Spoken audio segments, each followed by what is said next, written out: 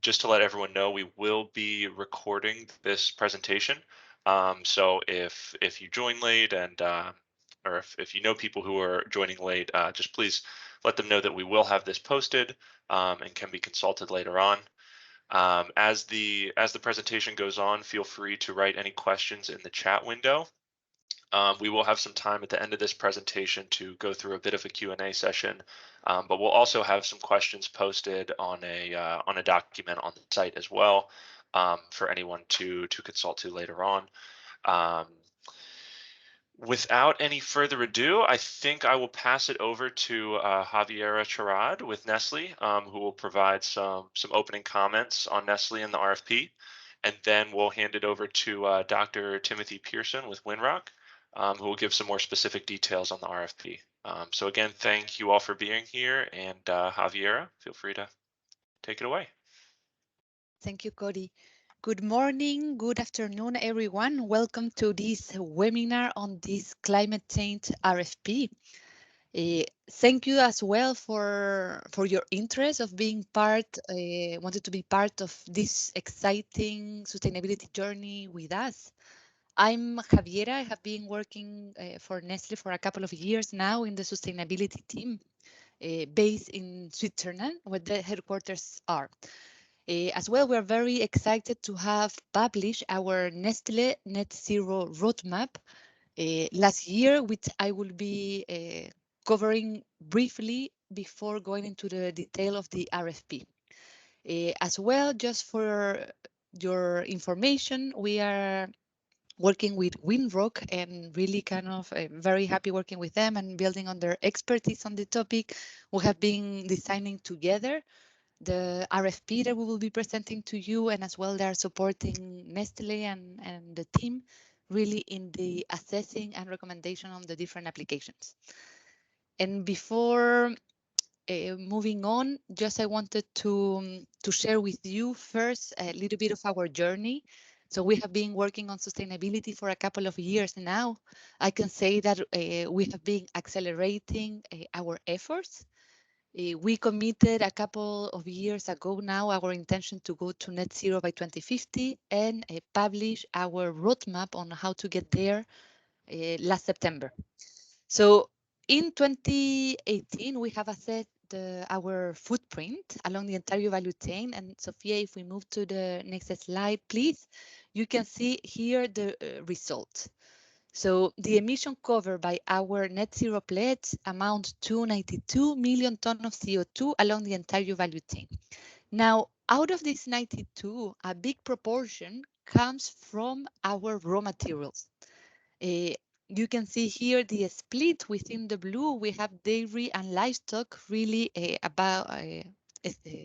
with an impact of about 34 million tons of CO2, followed by 25 coming from soil and forest. And more particularly here, the bigger contributors to our footprint are raw materials such as cocoa, coffee, the vegetable oils, meat, and cereals and grain that together with dairy and livestock represent around 80% of all our sourcing of all our footprint related to ingredients. Now, what you see in the light purple is the 7 million tons of CO2 coming from the manufacturing of our products. We have more than 400 factories around the world, which has a contribution to our footprint of 7.7%. We see in purple the impact from packaging, that is 11 million tons of CO2, which represents almost 12% of our footprint in the scope. And finally, we see in pink, you can see the impact from transportation, which is 7.5 million tons of CO2, representing 8.2%. And we have in light orange the travel and employee commuting. So this is our starting point and where we're using our 2018 baseline to set all our future commitments. So if we move to the next slide, we can see our ambition. So we want to get to net zero emission by 2050, and we have set intermediary targets before that. So by 2025, we want to reduce our footprint by 20%, and we want to reduce it by 50% by 2030. Now, this is a big challenge because we want to reduce them in absolute term. And also, what is depicted here in the graph, as you can see, the business is continued to grow. So we need as well not only to reduce versus our 2018 baseline, but as well we need to compensate for this growth that we will be having in the future. So this shows as well the big, let's say, the scale of what we need to reduce and to achieve. As well, we have very concrete milestones that we have set ourselves. This has to do with responsible sourcing and as well with regenerative agriculture.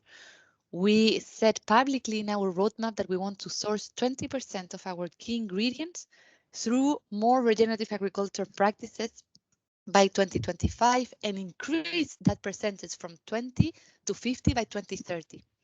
As well, we have committed to plant 20 million trees by year up to 2030. So this shows really how we want to do it. We want to, in 2021 to 2025, move faster, then from 2025 to 2030 to really scale up, and then in the next decade, really to go to net zero. So if we move to the next slide, yes, thank you. We have identified different areas of work, really that highlight the importance of our entire value chain. So we want to really source our ingredients more responsibly. We want as well to work on the packaging and make sure as well that we meet our compromises and promises within packaging. We are working as well with our logistic team to decarbonize this part of our value chain. Then our brand has get super motivated with our journey, and they want as well to go towards carbon neutrality. We have already some brands such as the Nestle water brands in our portfolio, and as well Nespresso, who already have publicly committed to go to carbon neutrality. As part of this journey, we recognize that as well the product portfolio will play a key role, and we want as well to move faster towards our alternative and low carbon products. In manufacturing, we have been already from long time increasing the percentage of renewable electricity in our site. Now we want really to accelerate even further, and not just renewable electricity, but as well move towards more renewable energy. We recognize in order to get to our roadmap, we need as well to remove carbon from the atmosphere. So we're working as well with our teams in the different markets to identify projects regarding removals as well. And last but not the least important is really the role of advocacy. So we recognize that we need also to use our voice to galvanize action and to invite other members of the value chain really as well to go and join us in this journey. We recognize that if not all the different stakeholders move in the same speed, we won't be able to get to this one, to limit the global warming up to 1.5 degrees Celsius. So this is in a really kind of high level view, the different areas that we are working on. Now for this request for proposal in particular, we are focusing primarily on the sourcing of ingredients and as well in the section of removals. If you have like any other projects that you could think could be interested in any other of these areas, we will consider. However, the focus for now, as I said, is ingredients and removals. So with that, let's go into more details of the RFP, and I will ask the Winrock team to explain to the different participants what we're looking for and what will be the different criteria. Thanks, Javiera. Winrock's been very happy the last few months supporting Nestle on this ambitious set of aims, and the largest part of that is this request for proposals. We're trying to seek implementers who can help increase the removals and increase the sustainability of the value chains. The process has involved 2 tracks, and some of you may have participated in the previous webinar for track 1 and perhaps even submitted applications for track 1. Track 1 was designed to very rapidly identify some of those what we call shovel-ready projects that could immediately start achieving emission reductions that Nestle could bring into its portfolio. So track 1 was issued a little bit over a month ago, and applications are now closed. That was for those project concepts that are fully developed and tested and could be under full implementation within this calendar year. We're now moving into the larger track 2, which is the current RFP.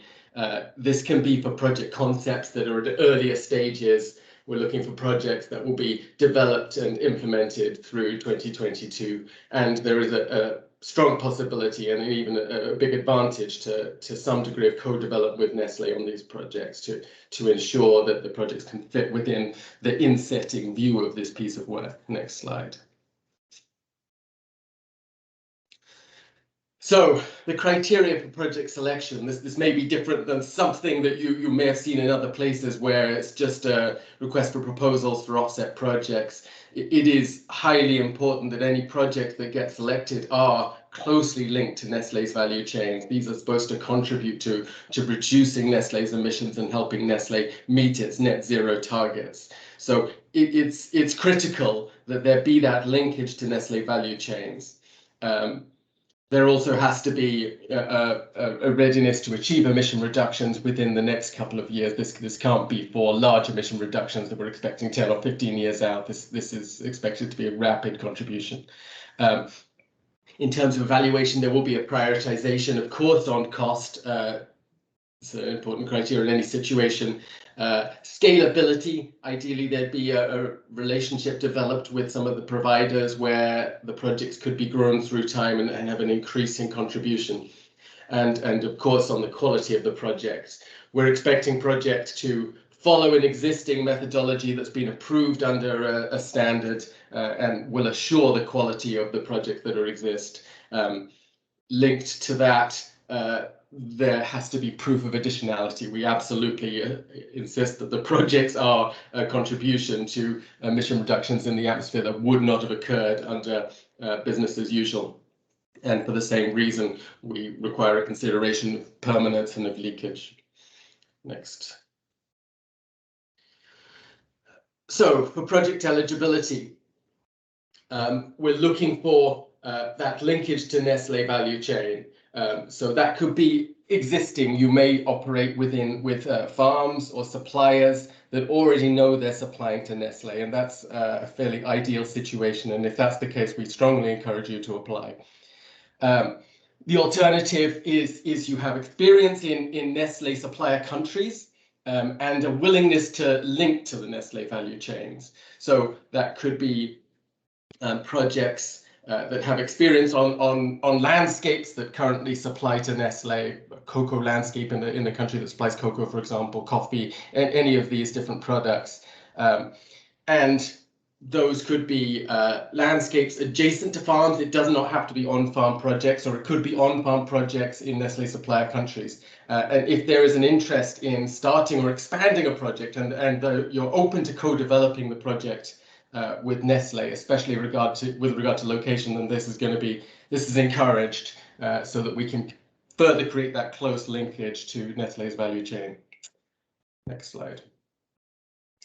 So to be very clear on what is going to be eligible and what's going to not be eligible, this is a heat line with the ideal situation being on the left-hand side and the poorest situation that will not be eligible under this RFP on the right-hand side. So clearly, if you're known to be on a Nestle supplier farm, then that's a very easy situation. Then other eligible projects will be on farms that are providing products sourced by Nestle and in a region where Nestle sources such products. So there could be on the further side, there's a direct known linkage to Nestle supply. In the middle, more of an indirect linkage. then it does, as I said, projects don't have to be on farm. They can be on the landscapes adjacent to Nestlé supply in watersheds or regions that are providing Nestlé products. Where the eligibility falls off and can't be considered here would be, for example, in a country that does source to Nestlé, but not in a landscape that can be associated with that sourced commodity. And absolutely, if you're in a country that is currently not providing Nestlé products, then that you would not be eligible. Next slide. Again, with the criteria, so emission reduction project, emission removal projects, sequestration projects are broadly encouraged and accepted in most situations. If you're an emission reduction project, then you'd only be eligible if you're on farm. And that's quite important that people realize that a project that is solely, for example, stopping deforestation is not going to be eligible under this call. Emission reduction projects have to be within the value chain and on farms, while sequestration and removal projects can be within the landscape. Next slide. To try and help you understand the Nestlé supply chain and provide information in the application showing your linkage, we created a dashboard that's based on Nestlé's supply chain disclosures, and it allows you to go in and you can look at a particular country and you can see if that's a supplier country or not currently, and you can see the different commodities that are supplied from that particular country. So if you go into this dashboard, and the link is available on the website and I think also on the application form, and you can go ahead and you can either select a supply chain product or you can select a country and receive the information. Next slide. So here's an example, for example, where cocoa has been selected, and you can see the countries that have come up there in Latin America and in West Africa. And some more information is given on the right-hand side about particular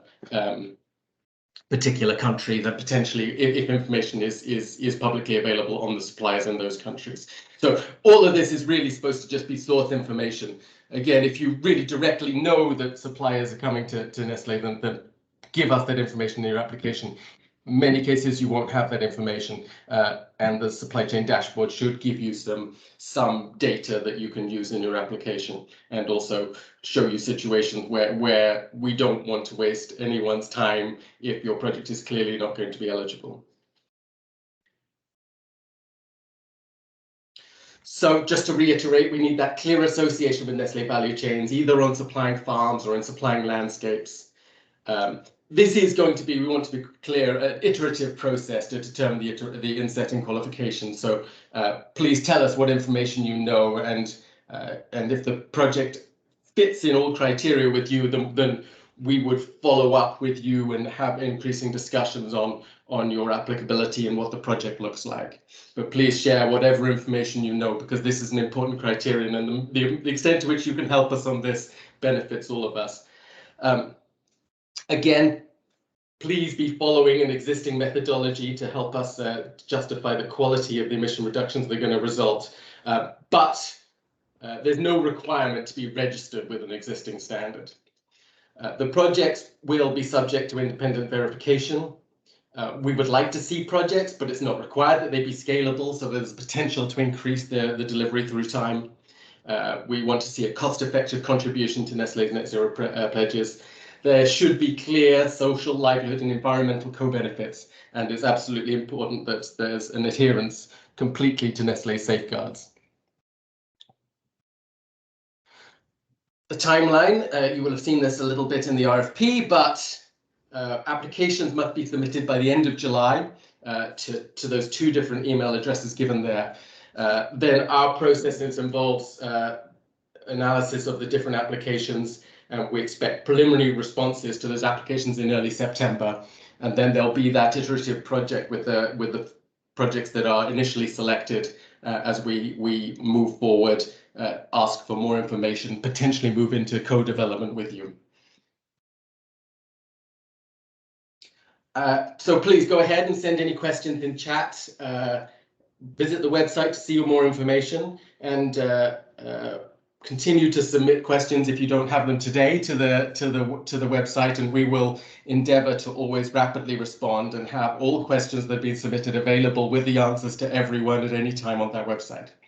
Thank you very much.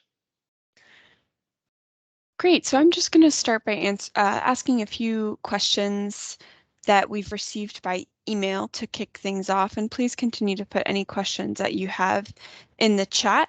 If we don't get to them during this call, we will answer them and post them on the frequently asked questions document, which we currently have on the website. The link was just posted in the chat. So just to start with a few questions that we've already received. For track 2, you're not looking for pure RED plus projects. Is that the case? Yes, that is the case. For this RFP, we're not looking for avoided deforestation and degradation projects. So unless those emission reductions are happening on farm, they will not be considered. The next question we received is, how do we capture co-benefits in our application?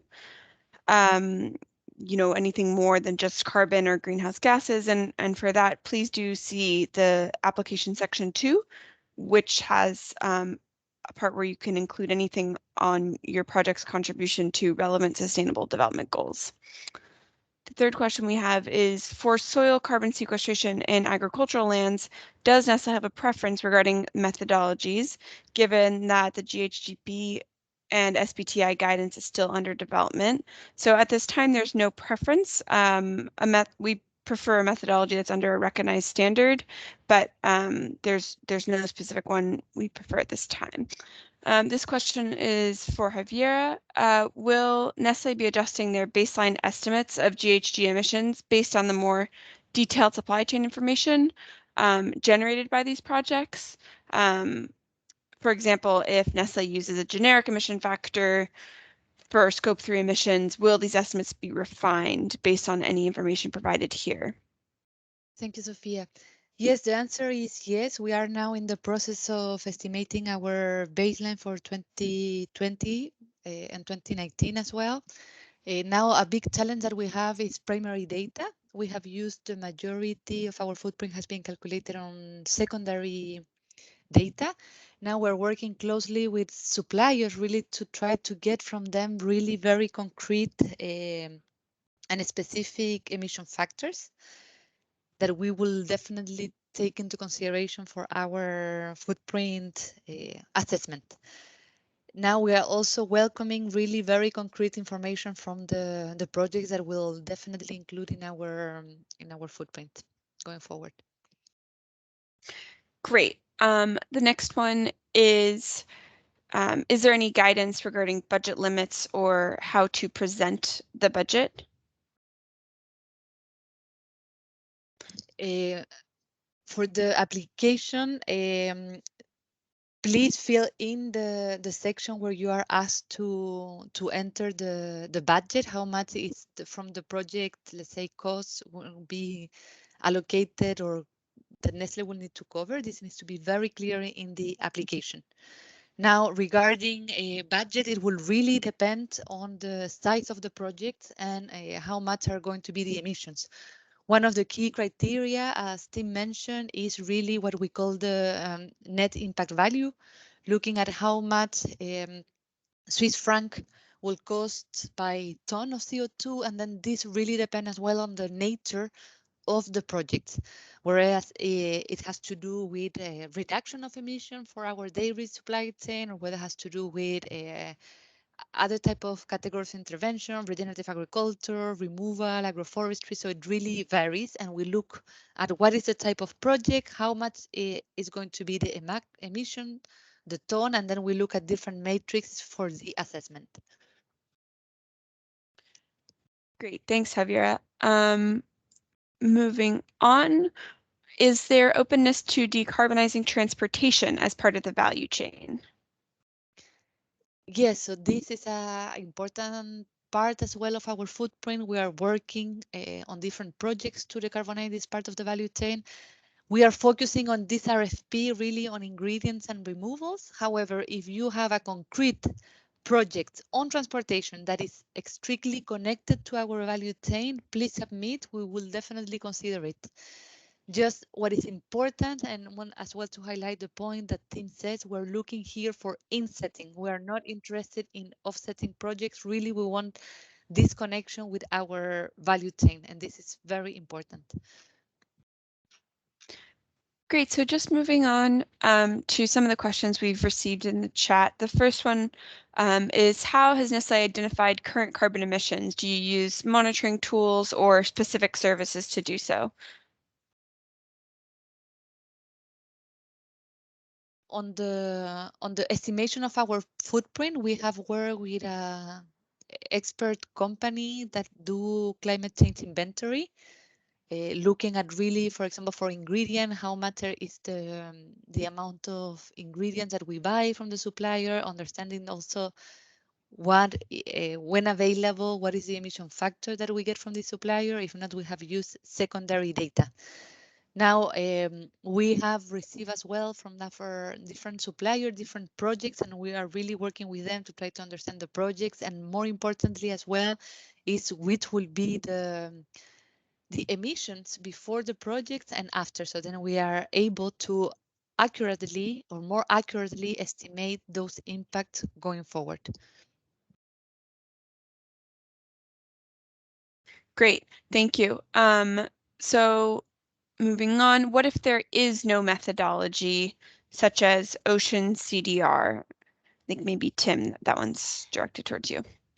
Sure. If there's no methodology, then we want similar considerations that if you were proposing a new methodology, we want to have some confidence in the scientific backing and the acceptability and the application to date of those methodologies. So I suspect it's a fairly rare case what we'll receive, but if you do have a case of a project that doesn't have a methodology already, then we certainly will consider it, but please do what's necessary to give us confidence in the emission reductions that you're proposing to achieve. Thank you. Is there a minimum size requirement regarding tons of CO2 per project? And following up on that as well, is there any preference between small versus larger scale farms?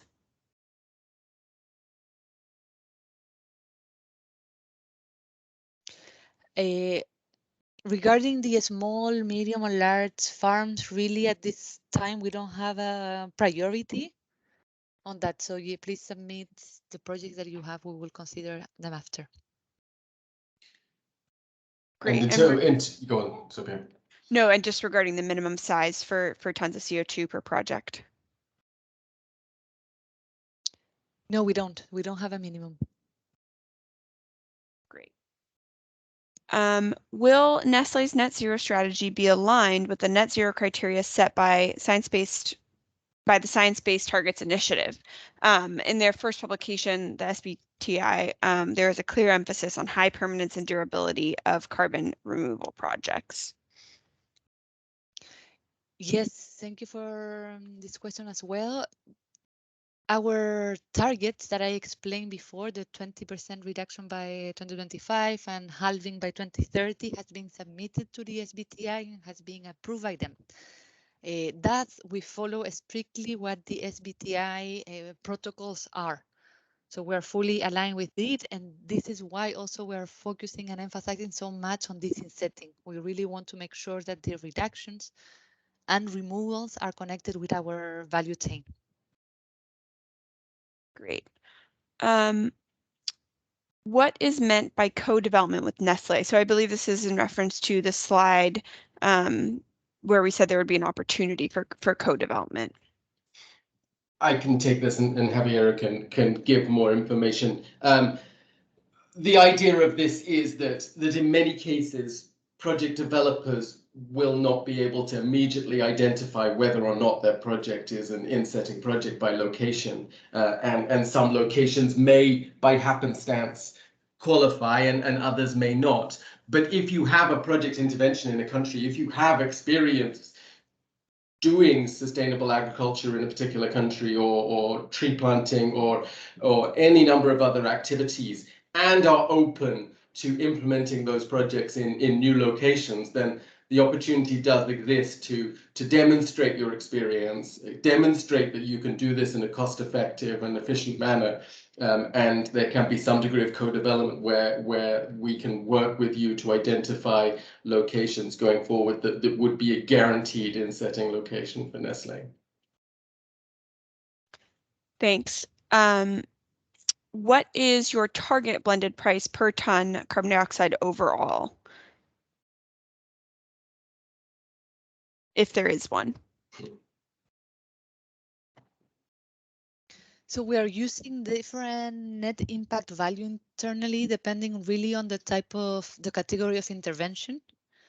So yeah, for the assessment, we look at really the type of project that you are proposing, and we compare with this net impact value. Great. Are only on the ground or field-based project considered, or are remote monitoring projects also acceptable? This is kind of more eligibility, so maybe this would be for you, Tim.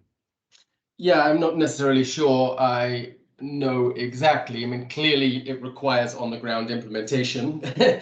I don't think we could say that you could claim a credit for emission reductions if you're not on the ground causing those emission reductions. I think there's maybe a monitoring question where does there have to be on-the-ground monitoring versus remote monitoring, and for that, that again is up to the methodology that's either used or proposed, and different things can be considered.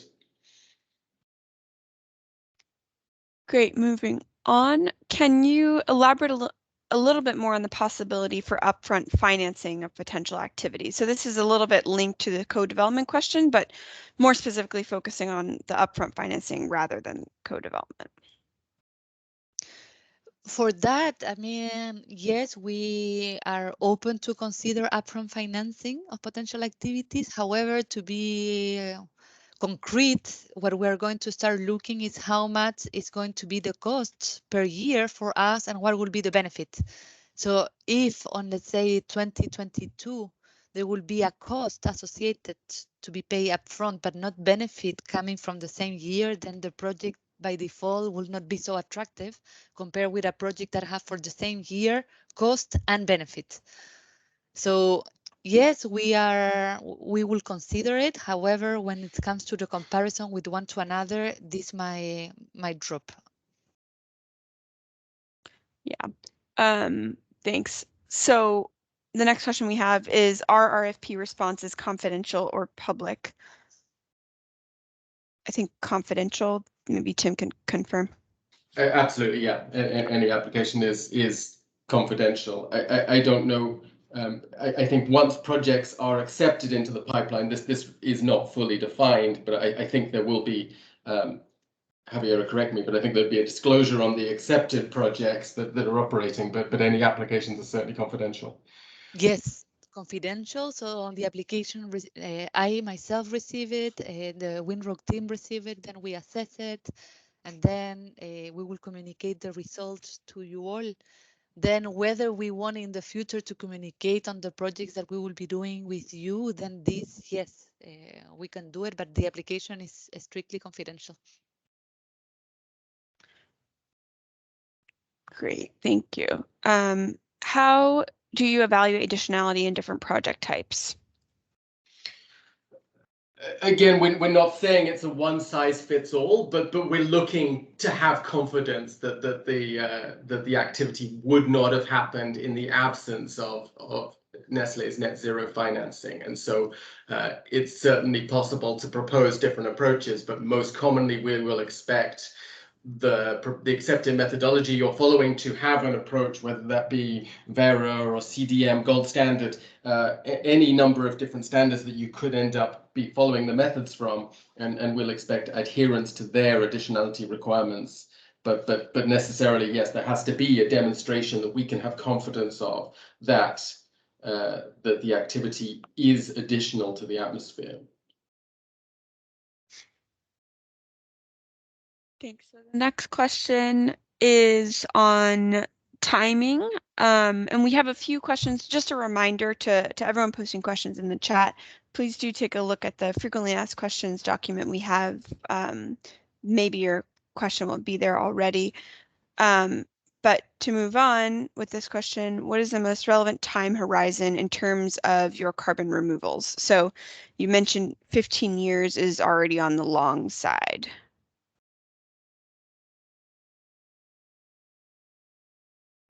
Yes, so for removal projects, we have had cases of projects that take, 15 years. So then this will be within the acceptable range. Now, what we're doing, just to add on this, what we're doing internally for more reduction projects, we're really looking at for the assessment on 5 years, unless the project has really kind of relevant emission reduction after that.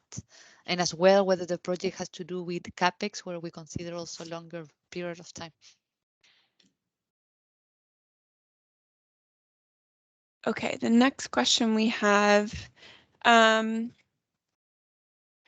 emission reductions can occur on farm by avoiding further deforestation for land clearance.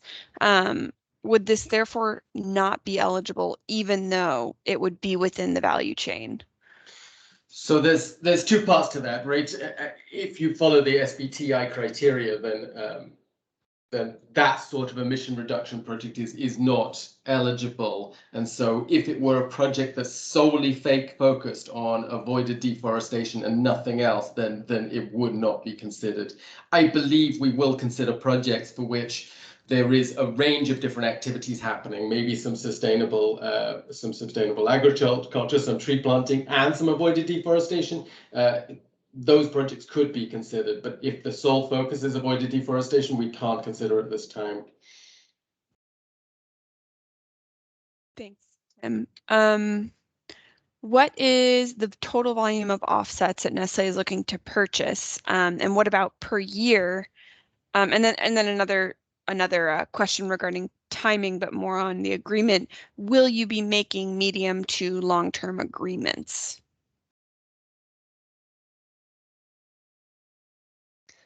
Yes, thank you. So regarding, just to clarify, we're not here looking for offsets. So offsets are really out of the question. We're really wanted to focus on insets connected to our value chain. Now, in terms of the amounts, just to give you a little bit of order of magnitude, for 2021, we're aiming to reduce 5 million tons of CO2. Yeah, and of course, this will go increasing year on year to make sure that we achieve our reduction objectives.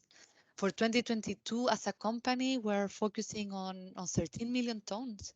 Now, we have already identified different projects within packaging, within logistic manufacturing, and also with our suppliers that are going to help us close this emission reduction. However, we're looking for more. What we have discussed with the team at Winrock is that in the order of magnitude of 3 million tons for 2022. Thanks, Javiera.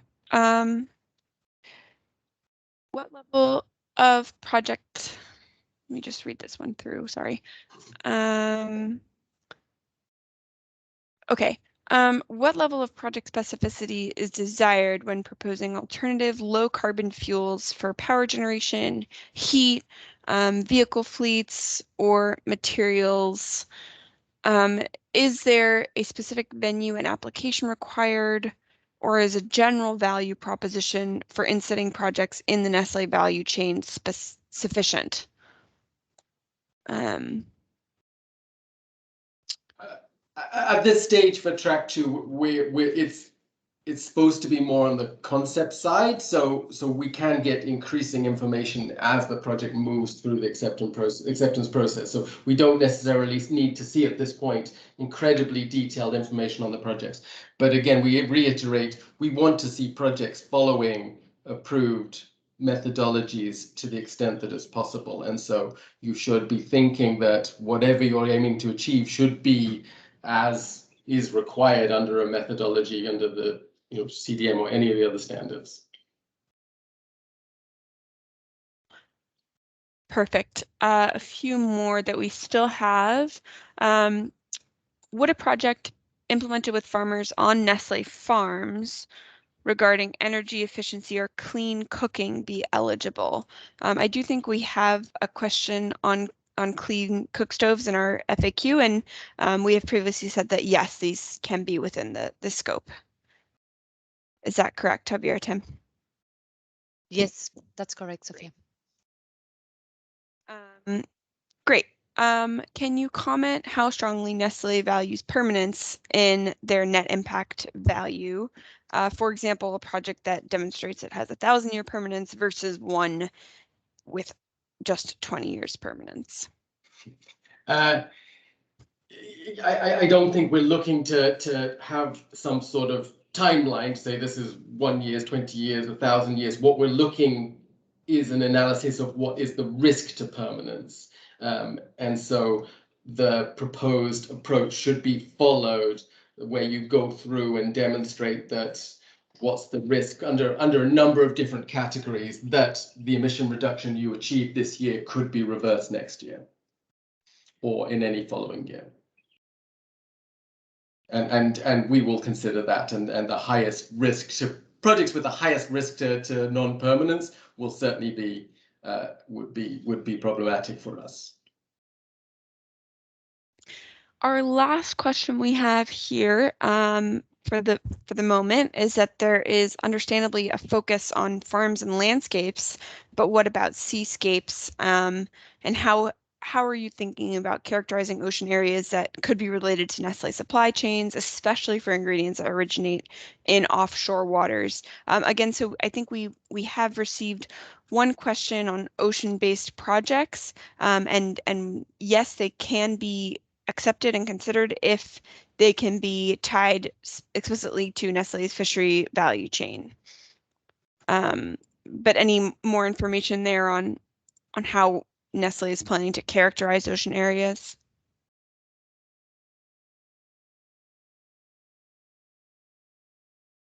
No, I don't have an answer for that one. Perhaps I will take it with my colleagues and we can post the answer in the questionnaire. Great. Thank you. Another question just regarding track 1 decision. So for those within the group who are still awaiting on their track 1 decisions, do we encourage them to fill out the track 2 application, or will we be notifying companies soon of these track 1 decisions? I can take that. I mean, if you've already submitted the information and you have no different information to submit, there's no particular value to you to submitting again. We are deep in the process of evaluating track 1, and there will be a communication in the relatively near future, and probably in the very near future, where we're looking to get some more information from you. Great. A few more questions are just coming in here. Can we propose projects with a certain budget and projected outcomes, but factoring in the potential for a supply chain partner to co-invest, which would therefore have a greater impact? I think there is an opportunity in the application to specify the total investments that will be in the project, as well as the Nestle investments specifically. Is there anything else to add there?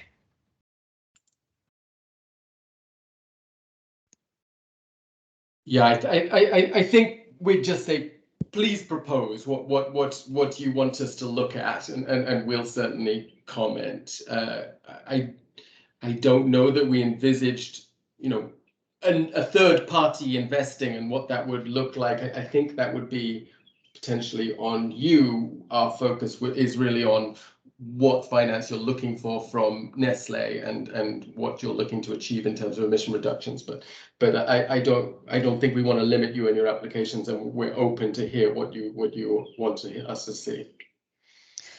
Yes, and just to add on that, please be very clear in the application what will be the costs for Nestle and what will be the greenhouse gas emission that we could use from this project. This needs to be very clear. And as Sophia said, there is like a specific column where you need to provide this information.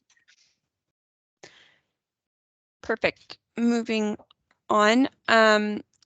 This is similar to a question we received earlier, but is there any ballpark figure that you can provide on what would be an acceptable cost per ton CO2?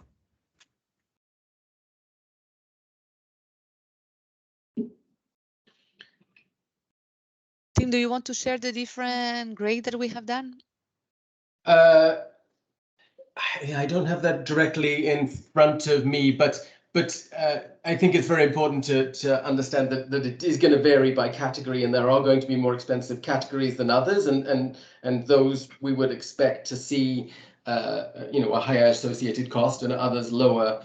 I think we were looking at any cost from from a couple of dollars through beyond $20 a ton, and Nestle is going to evaluate even things at the higher cost than that, but it's going to be evaluated against the other applications, and the cost effectiveness of the emission reductions for the specific value chain is going to be important in the evaluation.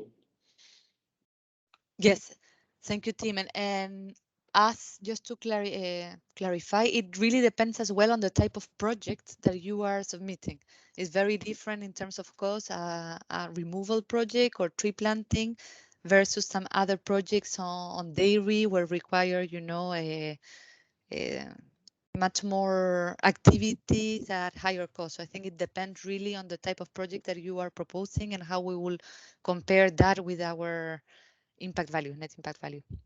And all projects aren't considered equal. I think we maybe should be clear on that. That the emission reductions for Nestle are considered by brand and by value chain, and therefore we're not going to expect more expensive dairy emission reduction to be considered on a price basis alongside a much less costly reforestation project, for example.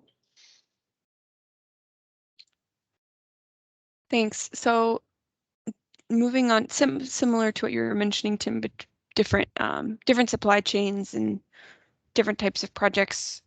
Are you focusing, or is Nestle focusing or prioritizing some specific crops over others, such as coffee over grain?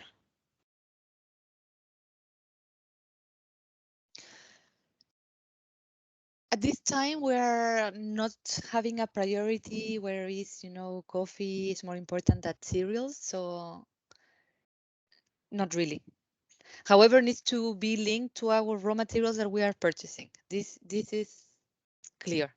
And then, as I explained in the introduction, the biggest contributor to our CO2 is dairy and livestock, is coffee, is cocoa, vegetable oils, and cereal and grains. But as well, if we go into the details, then sugar as well has a key important role, and then we can go on with the different ingredients that we buy.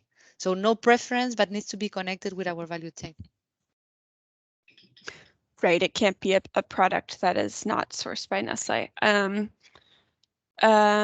Another question we've just gotten, do you use cumulative CO2 accounting in that tons not removed in 1 year remain and would add to the Nestle CO2 absolute reduction need for the next year?